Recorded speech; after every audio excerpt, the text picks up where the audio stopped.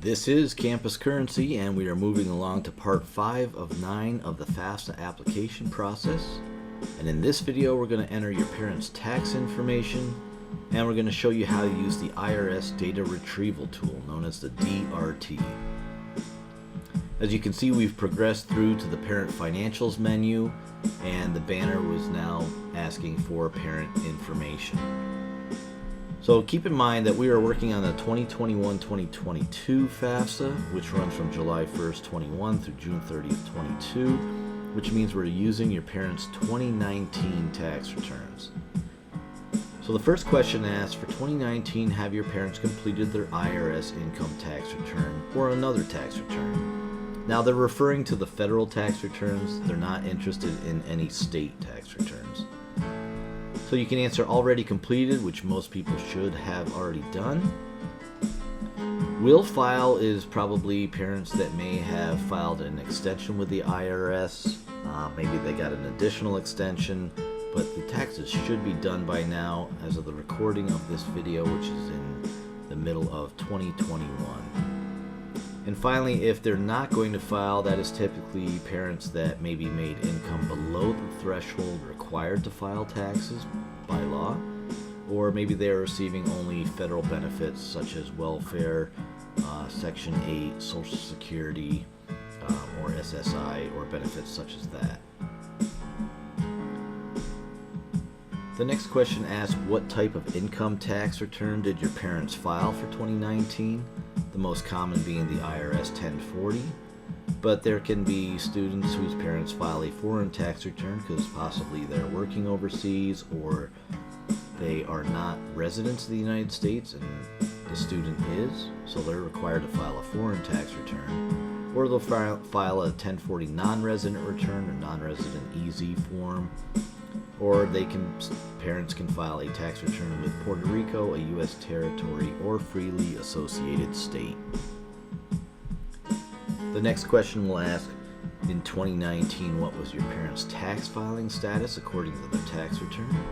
So that could be single, head of household, married filing joint, married filing separate, or qualifying widower. You don't really need to answer don't know, because if you look at your parents' tax return, right along the very top, it's going to list all the statuses right here. So one thing to keep in mind is if your parents are living together, maybe they're not married, or they are married and living together, but they filed separate returns, or one parent is filing head of household and the other is filing single, you will need to add the tax information from both sets of tax returns together if your parents are married or unmarried and living together. The next section will take you to the IRS data retrieval tool and allow you to link to the IRS. And what this is going to do is take you out of the FAFSA application and redirect you to the IRS website. And this is where you will be able to link up your federal tax return with the FAFSA.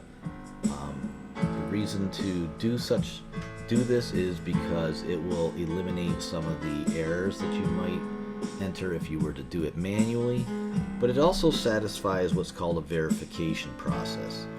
So roughly 30% of all students are randomly selected in a process called verification by the U.S. Department of Education. If you're able to link your taxes using the IRS data retrieval tool, this satisfies that verification requirement. Otherwise, you may be required to submit a signed copy of your tax return to the financial aid office, or you may be even requested to go out to the IRS website and request an IRS tax return transcript or tax account transcript. They're going to ask which parent is going to be going out to the IRS website to do this linkage, whether it's parent 1 or parent 2, and that parent will need to enter their FSA ID and password. Now, something to keep in mind with this linking, you're talking about two federal systems, the U.S. Department of Education and the IRS, linking up data together. Sometimes there are glitches. It can be kind of clunky. There's been some issues over the years with this. One of the things I recommend is that you enter your information exactly as it appears on your tax return. So for instance, if you filed your tax return and you said you lived at Main Street and you spelled out street, S-T-R-E-E-T, make sure you do the same thing when you get to the IRS website. Don't put ST period as an abbreviation because it may not link up, and if it rejects, then you'll have to skip the IRS data retrieval tool process and manually enter your tax information. So for purposes of this exercise, because the information we're providing here in the video is not actual student or parent information, we can't actually link to the IRS, so we're going to skip the IRS data retrieval and manually enter the figures.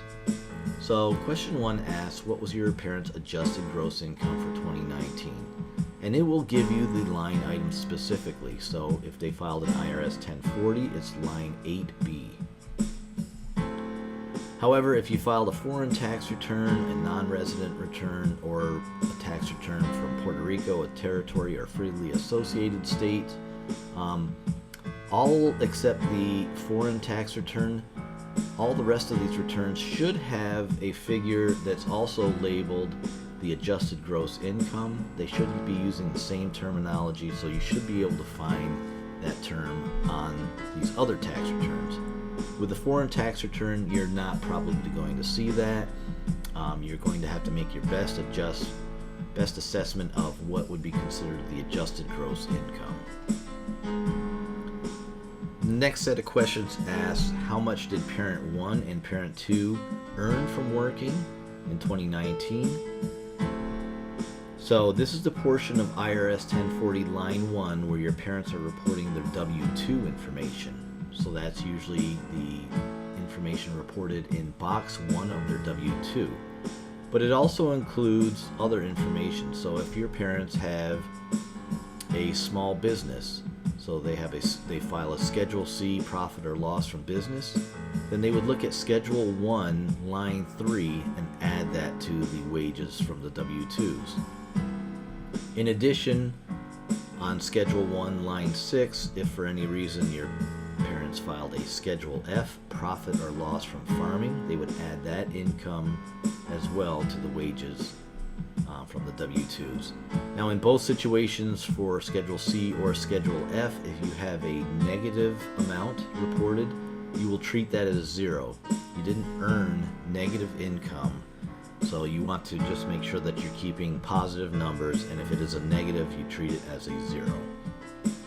And then finally, if your parent has a partial ownership in a 1065 partnership business, that specific business has to file its own tax return called a 1065 U.S. Return of Partnership Income.